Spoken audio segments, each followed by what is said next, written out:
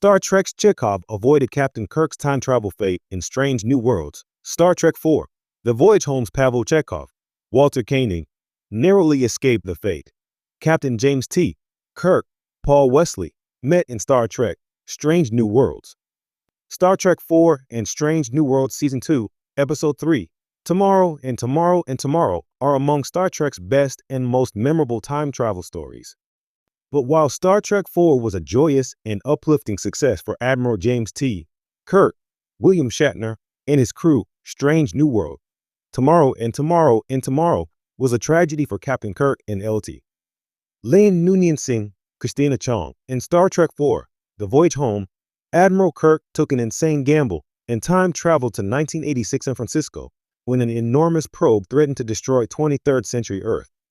Kirk's mission was to find two humpback whales and bring them back to the future in the hopes that the whales could speak to and stop the probe.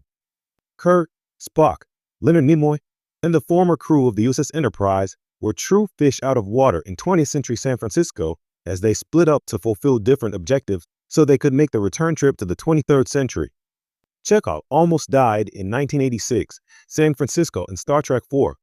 Pavel Chekov nearly met his end in Star Trek IV, The Voyage Home. After the Russian Starfleet officer conspicuously asked passers-by on the streets of San Francisco where he could find nuclear vessels, Chekov and Lieutenant Nyota Uhura, Nichelle Nichols, fittingly locate the USS Enterprise.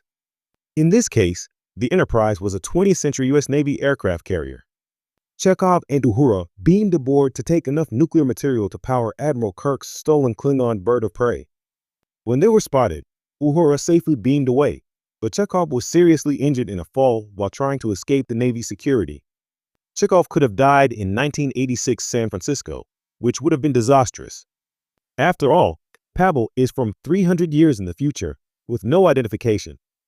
Luckily, Admiral Kirk, Dr. Leonard McCoy, DeForest Kelley, and Dr. Gillian Taylor, Catherine Hicks, infiltrated the hospital where Chekov was admitted, and they successfully mounted a rescue. Chekov made it back to the 23rd century with his crew, Gillian and her humpback whales, safe and sound. No member of Admiral Kirk's crew perished and was left behind in the 20th century. Captain Kirk died in 21st century Toronto. In Star Trek, Strange New Worlds, Captain James T.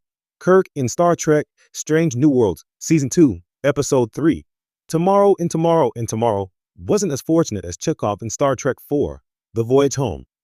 Kirk was from an alternate timeline, and he joined LT Lian Noonien Singh on her mission to course-correct reality back to Star Trek's prime timeline. Lian and Kirk found themselves in 21st century Toronto, trying to stop a Romulan time agent named Syrah, Adelaide Kane, from altering the course of time. During this mission, Lian and Kirk fell in love.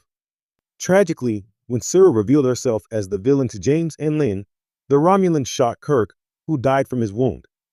Lian was able to stop Syrah from her plot to murder the young Khan Noonien Singh, Desmond Sivan, but she couldn't save Kirk. Lian still mourns James, even after meeting and befriending his Prime Universe counterpart, LT. James T. Kirk. What happened to Captain Kirk's body after Lian restored the proper prime timeline isn't clear, as James was a John Doe with no identification. Captain Kirk was ultimately a sacrifice to save time itself in Star Trek, Strange New Worlds, but no sacrifice by Chekov was necessary to save Earth in Star Trek IV, The Voyage Home.